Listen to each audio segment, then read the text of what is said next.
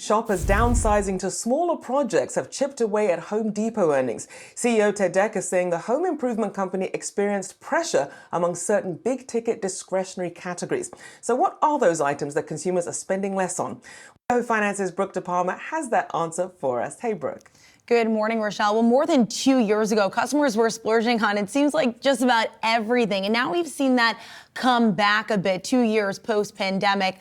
CEO Ted Decker is calling 2023 a period of moderation. Now, the company did beat expectations. Sales were down, though, 0.3% compared to last year, but that wasn't as low as Wall Street expected, which was down 3.31% year over year. Revenue also came in a bit higher than anticipated at $37.71 billion compared to estimates of $37.7 billion, and adjusted earnings per share came in a tick higher as well at $3.81, which was higher than analyst expectations. But while Home Depot is seeing what they say is the narrowest performance gap in some time between its two consumers, those DIY everyday customers, and what they call pros, there's still a stark difference between just how much people are spending compared to last year, especially on those big ticket items.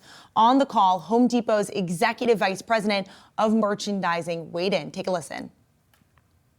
Comp transactions, or those over $1,000, were down 5.2% compared to the third quarter of last year.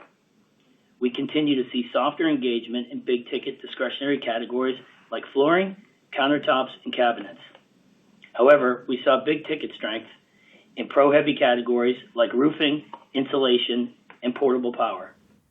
But Halloween items did have a record year in sales for Home Depot, both in-store and online. And the company also said its performance in the first 2 weeks of Q4 are on track to achieve its full year 2023 guidance. Now, Home Depot did narrow that prior guidance range. The company now expects sales to drop between 3 to 4% compared to last year.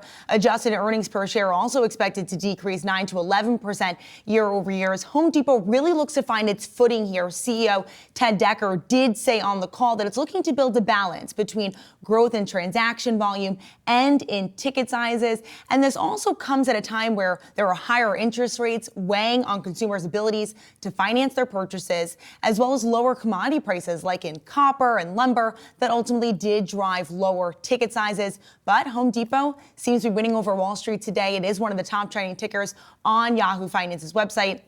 And it's on track to see the biggest intraday gain in 11 months and on pace for its largest percent increase since November of 2022. So certainly lots of excitement for Wall Street, but Home Depot has a long way ahead if we ever will see it get that uptick in those big ticket items once again, like we saw a few years ago.